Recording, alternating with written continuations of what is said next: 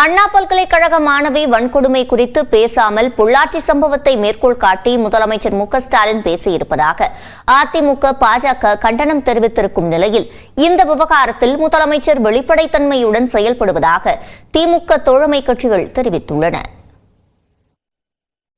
ஒரு முதல்வரிடத்திலே கவனத்திலே கொண்டு சென்றால் பாதிக்கப்பட்ட மாணவிக்கு நீதி கிடைக்கும் என்கிற அடிப்படையிலே தான் கவன ஈர்ப்பு தீர்மானம் கொண்டு வரப்பட்டது. ஆனால் அவர் பொள்ளாச்சி சம்பவத்தை மேற்கோள் காட்டுவது இந்த சம்பவத்தை நியாயப்படுத்துவதை போலதான் அமைந்திருக்கிறதை தவிர, ஆகவே அது குறித்து எங்களுக்கு உடன்பாடு இல்லை. துரிதமாக நடவடிக்கை எடுத்து கைது செய்த நாணமில்லாத ஞானசேகரனை கைது செய்திருக்கிறார்கள். குண்டர் தடுப்பு சட்டத்தில் அடைத்திருக்கிறார்கள். நீதிமன்ற வழிகாட்டுதல இந்த வழக்கு நடந்து கொண்டிருக்கிறது. அதற்கு மேல் யார் இந்த சார் என்று கேட்கிறார்களே, ஒன்றிய அரசின் கட்டுப்பாட்டில் டெலிகாம் சர்வர் இருக்கிறது. மிஸ்டு கால், ரிசீவ்டு கால், டயல்டு கால், வருகின்ற சேவை, தொலைபேசியில பேசுவது, அனைத்து தரவுகளும் ஒன்றிய அரசின் சர்வரில் இருக்கின்றது. ஏன் இவர்கள் இதை வெளியிடவில்லை?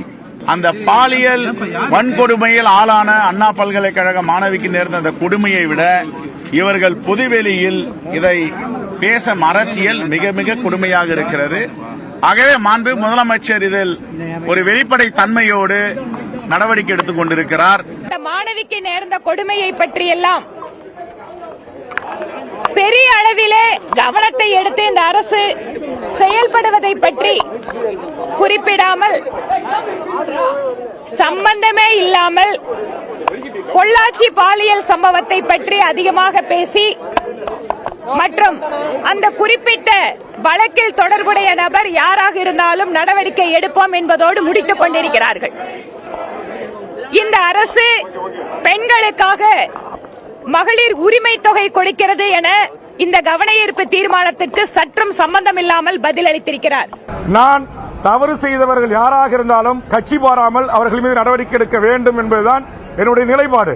அது அதிமுக, திமுக என்கிற அரசியல் உட்கட்சி பிரச்சனைகளுக்கு நான் செல்லவில்லை.